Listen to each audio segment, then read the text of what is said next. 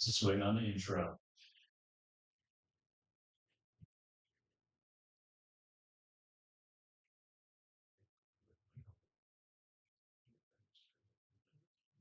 Welcome to the Rick Sinkins Show.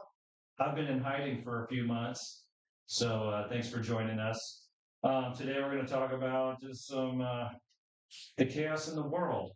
Before I get started, I just want to say that I've hosted events for the Democratic Party and the Republican Party, and what amazes me is when they're in there talking about their key points, I was like, you guys are like 80% saying the same thing. Term limits, this and that, da, da, da, da, da. We want healthy food, housing. And I was like, 80% are the same. And then we got the fringes. As soon as you bring up, the heavy political stuff like ICE and different things, and then we all of a sudden go, whoa, we have difference of viewpoints. But I really want to focus in that we have more in common than we're different. True. With that being said, we're going to open up the show and say a couple things and kind of run through our little list of items to talk about. Today is St. Patrick's Day. Hope you're wearing green. I'm wearing green. I'm not. Please don't pinch me. You like it? Maybe I will. Today at Rick's, we're doing a corned beef and cabbage special for $14.99. And we have some drink specials for $6. You can get Irish coffee, melon ball, or even Jameson shots for just $6. Yeah, so we're doing good things. I guess locally, I've been working on a side project. I'm going to call it Moses Lake Sail and Paddle. And so we have some donations coming in. We have some big businesses in town that want to help us bring some cool stuff to the community. A lot of it's going to be kid-based. I don't know how it's going to grow. We've got volunteers and some people, but my goal is to get people on the water. And so we'll have classes for the youth. We'll have classes for adults. We want to teach you how to sail or join a community, whether it's sailing or kayaking or rowing, canoeing. It just depends on what we get. And then also depends on the interest of the group. Where I grew up in Orange County, I taught sailing lessons in Newport Beach. Anyway, I looked at what they were doing, and they added a robotics program. I was like, how cool is that? But it just depends on the talent and the people that want to help out. So it can grow into anything, but the main goal is let's get people on the water. Let's teach them some skills, whether you want to be a summer camp for your kids or, hey, I'm an adult, I can show up once a week and we can get you on the water. So you'll see some news articles coming out about that, or you've already read some that's come out with that. But pretty exciting to add a little something to our community.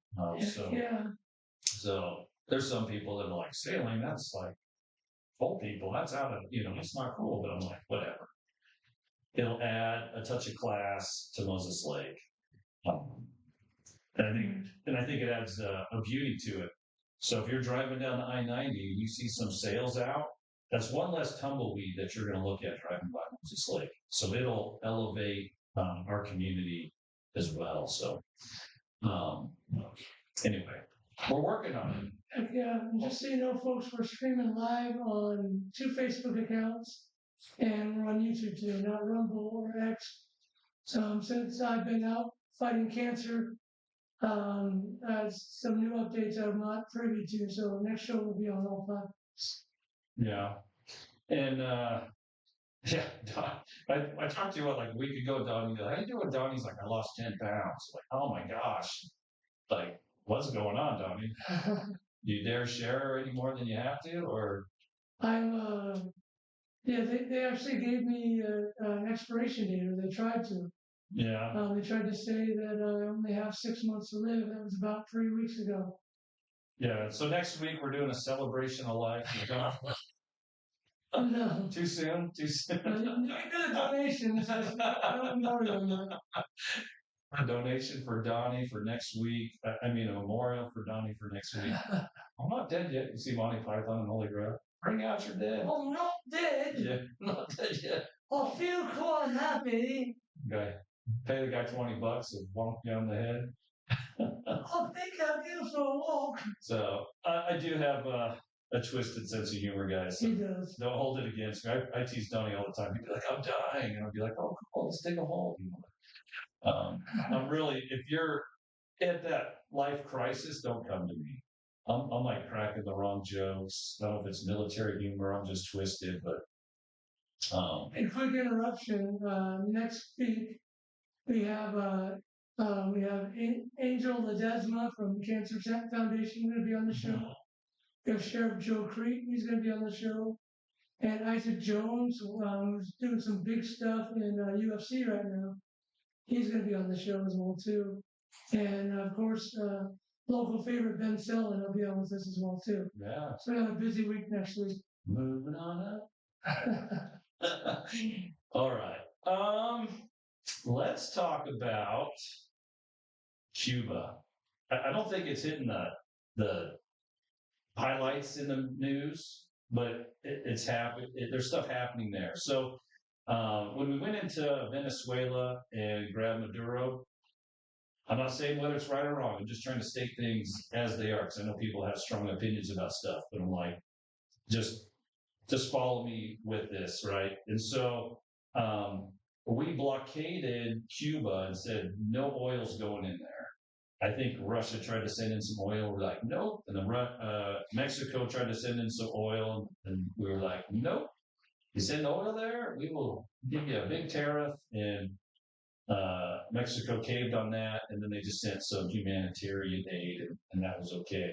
But we've stopped the oil from going there, and over the last 2-3 months, it has like they finally went full like blackout. No running water, no power. What? And people are starting to protest and get arrested for. That means they don't have access to their social media? Oh no. And, I don't know how it works over there. I've always wanted to go to Cuba, and so always kind of paid attention to it. Because as a U.S. Citizen, we can go there for like humanitarian aid, but we can't just go there to have fun because of our issues between countries. Now, I'm not saying whether this is right or wrong, because this is 67 years of Fidel Castro and communist regime there, or dictator, whatever you want to call it. There's stuff that's been happening, and we put people in power, and then they bite the United States hand, and so it's like this complex deal. And I know my country's not the easiest to get along with sometimes. We have strings attached. So I'm like, okay, I can see kind of both sides. I can see why, people resist I guess what we offer sometimes. But anyway, so that we've blockaded this country. They've had blackouts before, but over the last several months, it was like 5 hours of power, 19 hours without. It's gone more and more to finally like the whole grid shut down and there's no power, no running water. So my heart goes out to the people, because governments are doing their thing, and the people that are trying to just live normal lives are the ones that are going to suffer. And, to me, it seems like that will squeeze the people to revolt against their country. The Puerto Ricans, not Puerto Ricans, the Cubans seem kind of for it. They're like, yeah, let's get rid of this. Let's make change.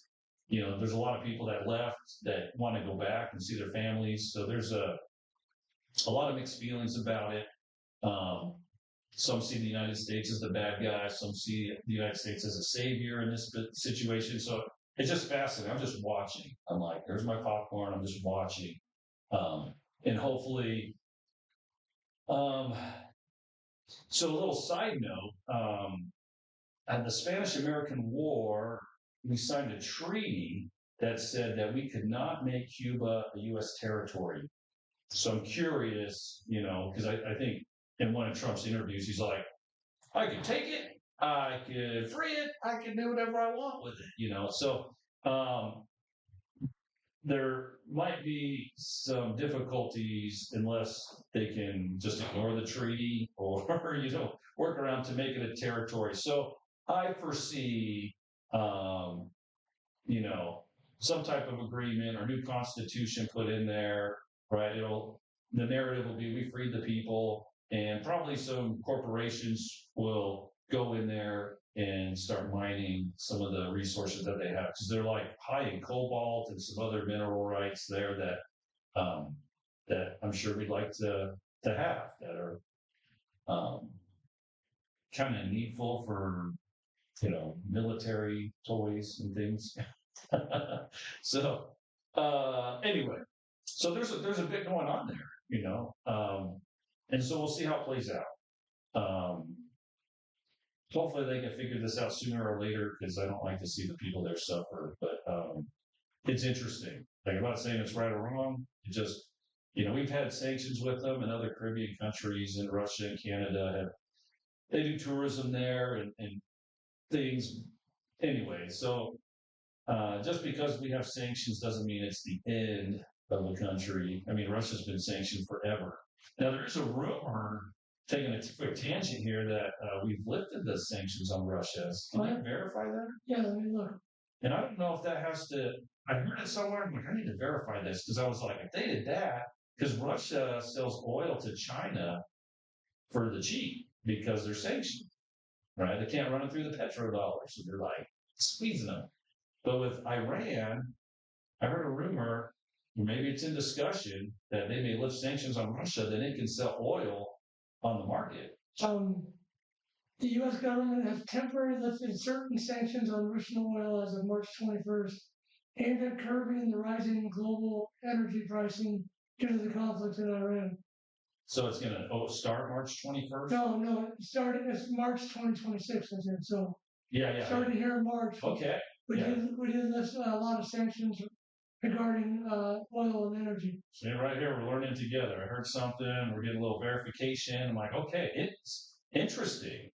Because China was buying it pennies on the dollar, like dirt cheap.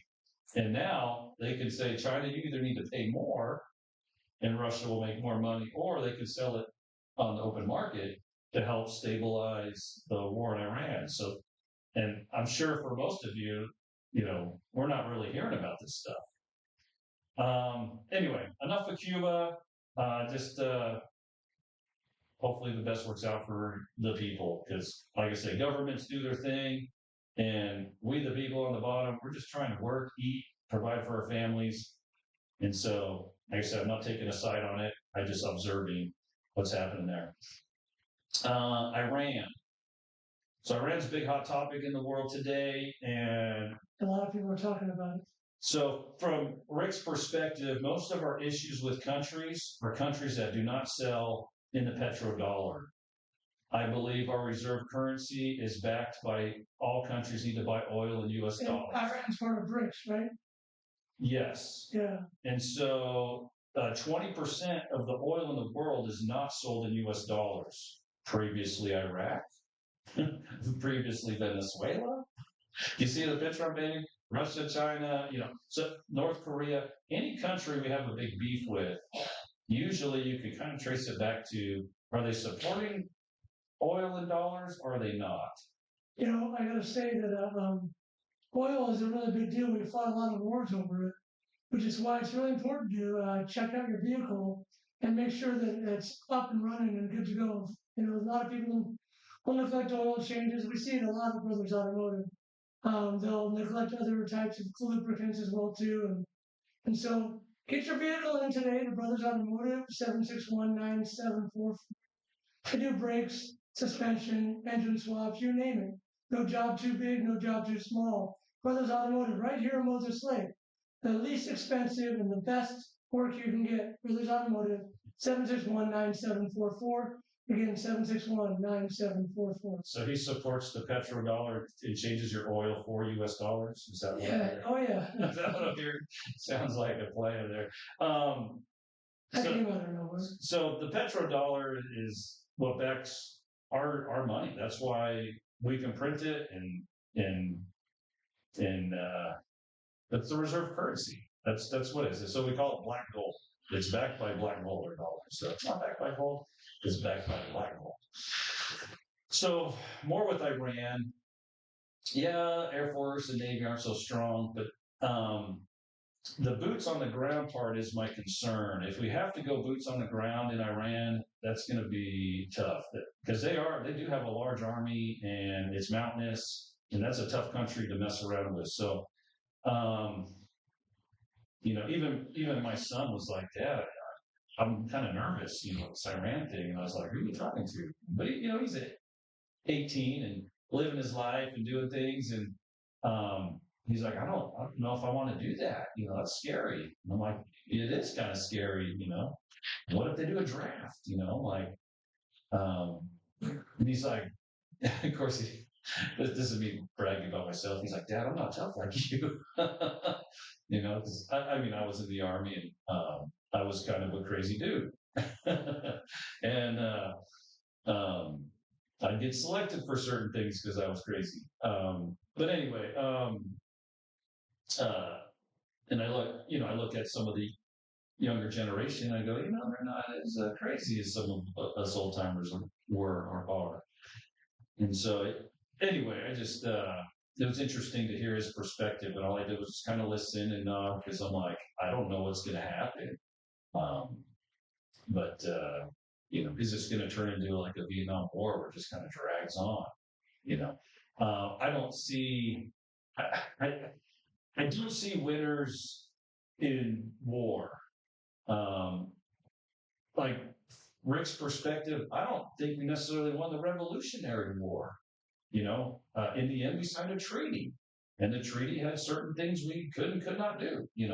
Um, so yeah, you go to school and they're like, "Oh yeah, we won, we kicked their butts," and they're like, "Why are you still paying taxes to the loser then?" Like anyway, uh, it's just not everything is what it appears to be. I guess is my point. Like nobody truly wins in war. Uh, that's my 2 cents anyway. Um, it's just we're pawns for governments because like I think most of the people we're kind of cool with everybody. At least I hope so. As long as people are nice back, we're like, I don't care where you're from. You travel the world. Hopefully everyone's nice to each other, and the world is a beautiful place. And then the governments start arguing, and suddenly we're forced to take sides. I'm like, how sad is that? Um, but it's the world we live in. We are pawns in this game sometimes. Um, anyway, it kind of makes me sad to see governments fight. When I was like, I think we the people are cool with other countries and other people, But Yeah. behind the scenes, the narrative we hear isn't always what's truly happening.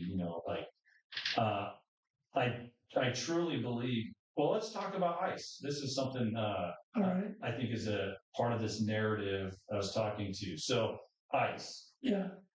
Um, you can look at the Democrat side, you can look at the conservative side, I'll look in the middle. or look in the middle, and just so I'm observing this, and the Minnesota's popping off kind of heavy the last month or so, and you're like, oh, that girl gets shot in her car, Oh yeah. and so people take sides, almost like any other shooting.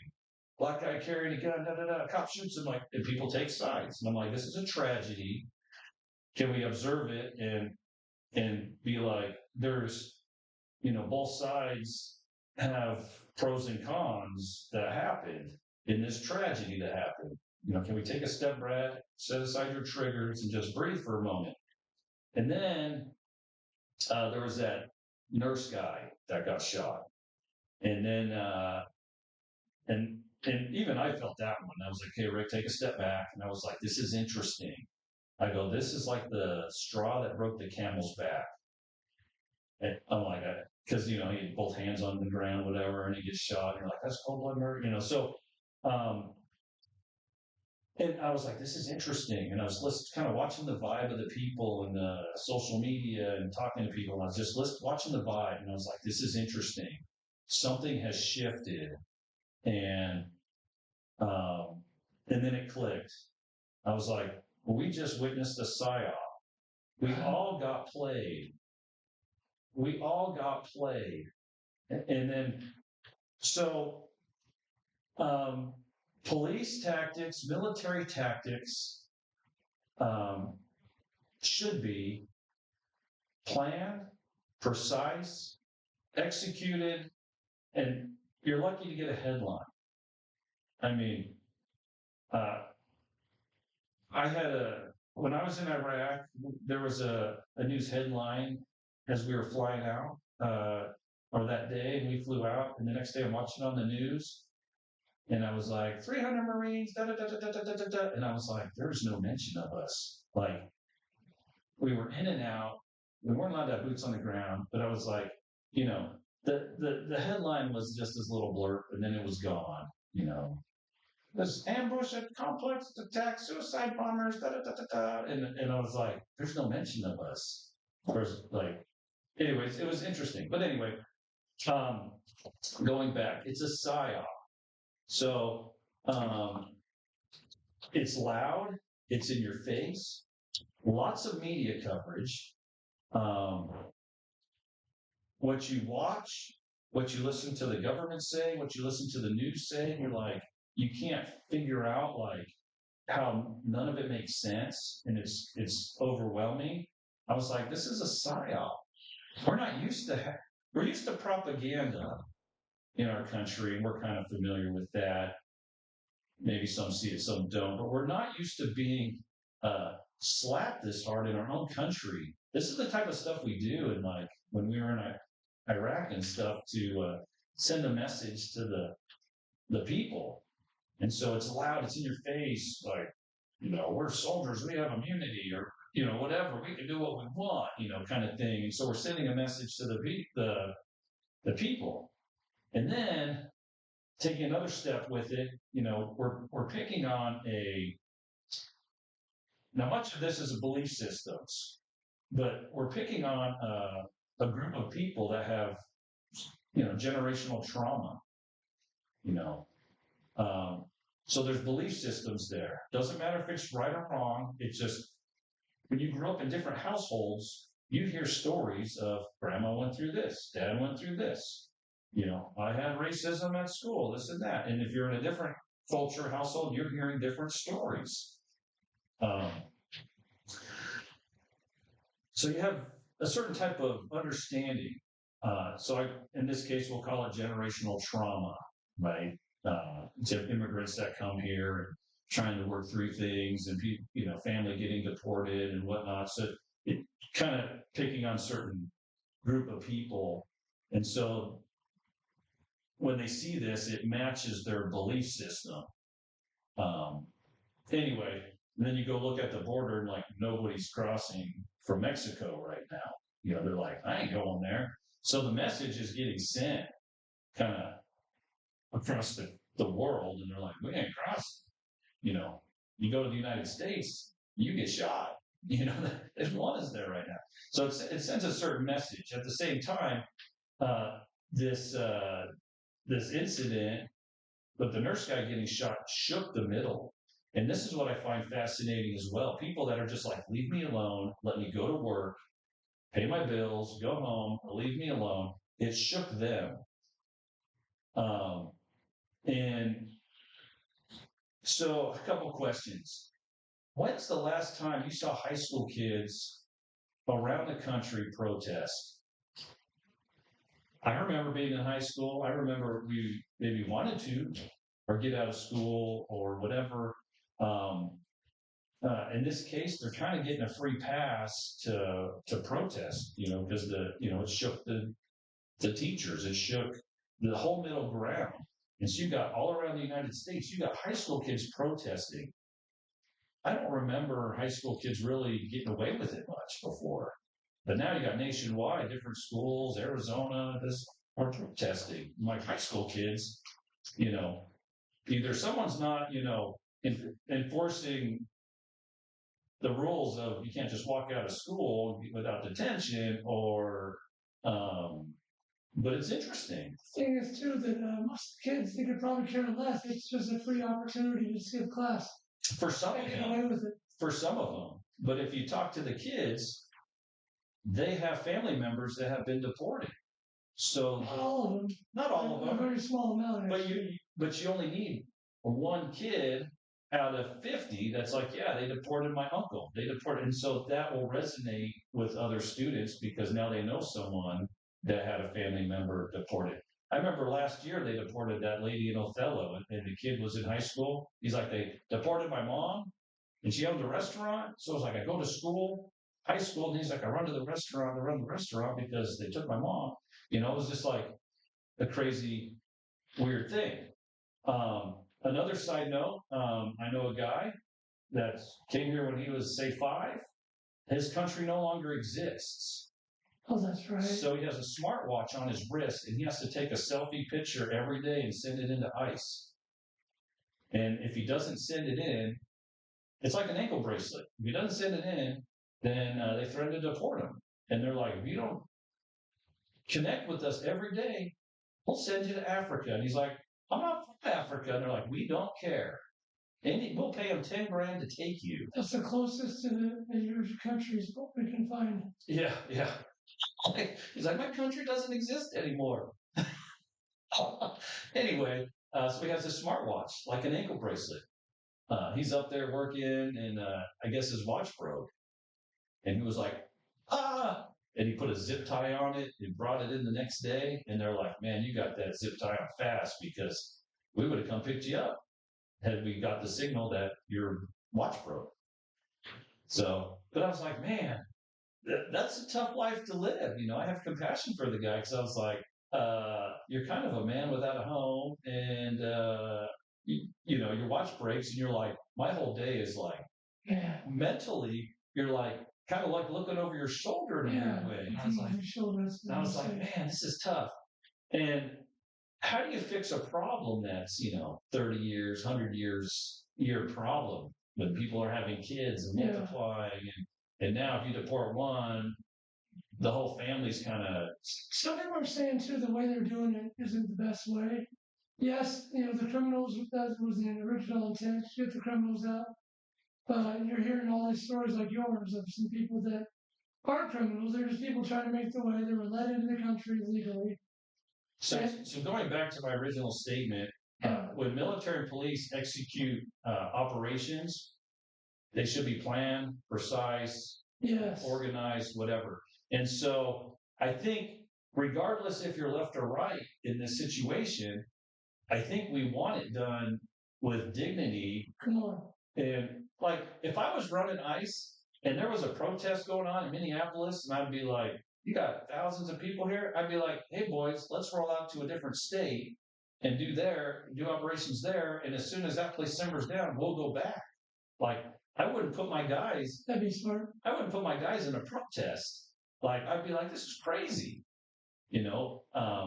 but they want it loud. They want it. That's why I call it a psyop. They want it loud, obnoxious, in your face, lots of media, and like I say, it rattled the middle. And we're not used to the middle being rattled like this. Normally kids don't care about politics and different things. But it's hitting closer to home, as they run through and do different things. So, but it's interesting, as I hear, like my friend that has no country that can't, they're going to deport him someplace that'll take him. They're like, we'll pay the country 10 grand, give you $2,000, and good luck. He's like, of course I was cracking jokes. I'm like, are you practicing your Swahili? Because, I don't know where you're going, or the people that click. I was like, are you practicing something? Because you might end up. It's like, no. But I mean, yeah, he lives life in kind of You're called Bushman, by the way. a fearful place. I'm click. I'm ignorant to that, but it's fascinating. Yeah, it's interesting. I get if we had enforced certain rules 30 years ago, we might not be where we're at today, but here we are. Every 4 to 8 years, we have different priorities of enforcing different things. So it makes it tough. And it's also tough when you know people that are going through unique situations. Like, what do you do? Anyway, he also has another friend that his country doesn't exist, and they grabbed him, and so he's just sitting in ICE detention, and they're just trying to figure out where to send him. but it's crazy. But I think regardless of what you believe, we want it done in a professional manner. You know, Yeah, I agree, 100%. we have all this technology and satellites, whatever. I'm like, yeah, protesters, like, we'll come back in a week or two when no one's looking and snatch this guy up. It's not like he can run forever. You Maybe kind of have he to, can. kind of have to think about this too. If you're sitting in a nice detention center, how's the air conditioning working in your vehicle? At this time of year, as we're getting closer to summer, it's time to get a recharge on your air conditioner. Brothers Automotive can do that for you. 761-9744. Again, 761-9744. Get that ice cold air flowing through your car again with Brothers Automotive. Ice cold air. 761-9744. Back to you, Rick. Back to me.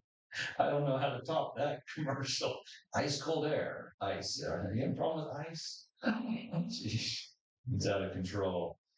But anyway, like I say, I think most of us just want it done in a professional manner. And you may not like how it's being done, but if it's done in a professional manner and people aren't getting injured, then we're for that. But it is interesting to watch. You know, like I said, I think it's a psyop. It's bold, it's in your face, it's loud. Um, and operations should be planned, precise, organized, executed with precision. So those are little ways kind of how to tell if, we're being played. So anyway, but it's interesting. Let's jump to another topic. Gold and silver. I think it's done really well this year. I think gold is up to 5,000 an ounce and silver is up to around 80. Okay. So it's doubled. That's like 100% increase in those areas. And so if you got a few coins, you're doing pretty good. I was buying silver when it was $70 an ounce. 70? Yeah. So when? A few weeks ago? No, this is back in 2000. Oh, And I wish I would have bought a lot more or held on to what I had. yeah. Well, it was down to what, four? Things were around 30, 40-ish, and gold was around 25, You're talking about 1,000 though. Yeah. Yeah, I'm talking about it was $70 an ounce Oh, geez, back in 2000. That's too high. That's cheap. $70, not 1,000. $70 an ounce For silver. for silver. Yeah, but it dropped down to like 40. But now it's up to 8,000. Is that what you're saying? Up to $80. Oh, okay. So it was around 40-ish. It's jumped to Are you scared me 120, for a second? came down to Sorry. 80, and everyone's like, it's crashed. Like it doubled in price. It's since like January. Okay, yeah. 100% return on some of these things. So I'm like, man, I was totally mishearing what you were saying. it's like 8,000. Yeah. But anyway, that's something to kind of watch because gold and silver's kind of been stagnant for years. All these guys, doomsday people, they're like, yeah, gold, silver, it's a commodity, it's real money, and it's done like kind of floundered for years and years, and all of a sudden it's like taken off. I think right now we're in a fiat currency, so I think we're trying to switch back to an asset-backed monetary system. So they're setting up the dominoes now, and so I think gold and silver and other commodities should go up in price. Yeah. If you have it, it's a good thing. If you don't have it, then that's kind of a painful thing because things get expensive. Some people think, yeah, our dollar is cheapened, that much, but I guess you can look at it that way as well. My suggestion, because there's a lot going on, right? Talking about Cuba, Iran, ICE, gold and silver. My advice is downsize your life, simplify your life, sell your ego assets. Yeah. And I think we're kind of there's some uncertainty out there. So anything that's an extra burden in your life, get rid of it. Because I think your utilities, your power bill, all these things, I don't think they're going to get any cheaper. I think they're going to go up in price. And so if you want to kind of be ahead of the game, anything you have to maintain. Um, and so there might be some things, maybe you got a rental property, you're like, well, as long as they're paying rent, I'm good, and so, like that kind of self-sustains. Um, but I think there are things, that, we can get rid of. Um, I've been kind of going through my garage and finding little things that I'm like, you know what? I don't need, 3 table saws. Like, maybe I should get rid of a chop saw and a table saw. Like, I don't need, you know, If it's Milwaukee, I'll take it. it's not. I got a D-wall, 2 ridges. I got chop saws that are D-wall and rigid. But it's like, I got a Makita chop saw. Um, but I'm just trying to be like, I got rid of some broken tools finally. I was like, I got stuff that I could repair, but how much time I want to put into it? But I'm just like, it's time to clean out the garage a little bit. Yes, I'm a contractor, so I do have a reason to have tools, but it's I'm just kind of in this process of life where I'm like, I need to downsize some things. One less thing to maintain, one less thing to have in my garage. Um, what will give me more time in my life? Um, that because my time will be exhausted maintaining or paying that mortgage, those things. Because life is good until you're upside down. Life is good until you're upside down. But I've had a few injuries pop off the past year, and um, it's kind of reminded me that um, I may not be able to have the time to work because a year and 3 months ago I broke like 3 ribs, and I'm like sitting on the couch for 2 months, and I was like, man, if I'm not swinging a hammer, I'm not making money, and so I'm like sitting on the couch, and my guys had to finish a steep roof, and I was like, man, it's just I thought I was getting better, so I went to the gym and I could hear it pop. I was like, oh, I retracted. Better sit down for a few more months. But yeah, it's tough. It's tough. You never know what's gonna kind of get you. So my time for opportunity was diminished because of an injury.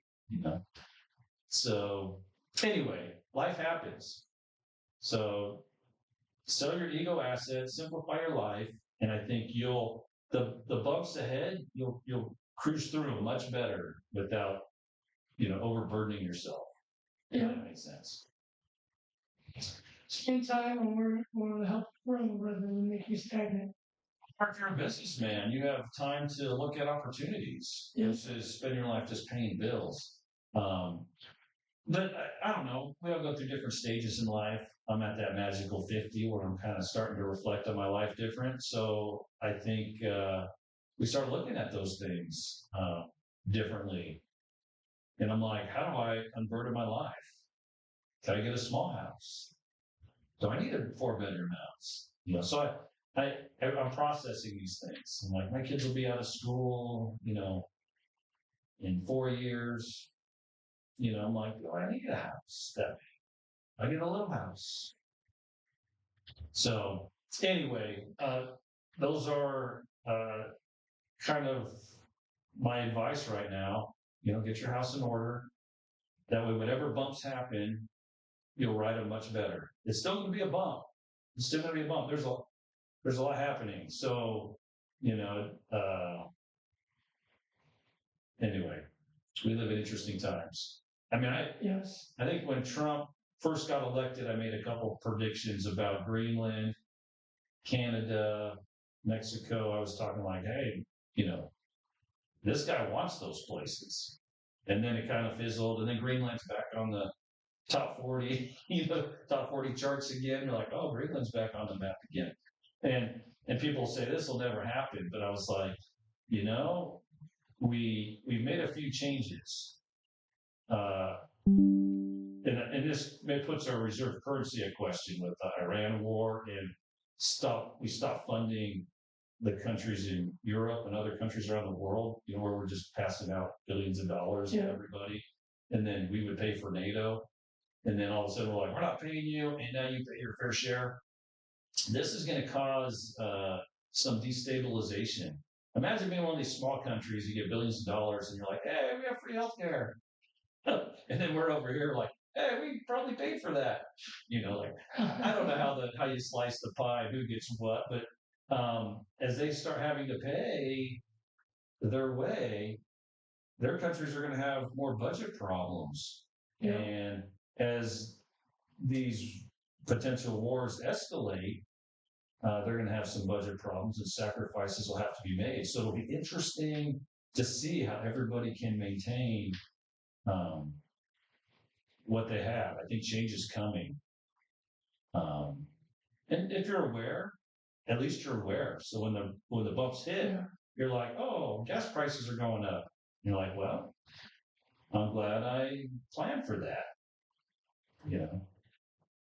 Anyway, thanks for tuning in. Get your house in order, and I guess support our Moses Lake Sail and Paddle program coming up. Yes. Moses Lake. I think we're going to have a good thing there. Hopefully, we get it going here soon, so we'll be ready for summer. But we will see. It's a lot of work and some connections to make that happen. So all right, thanks for joining us. I'm Rick Beer, your host, and Donnie, the tech man. We're signing out.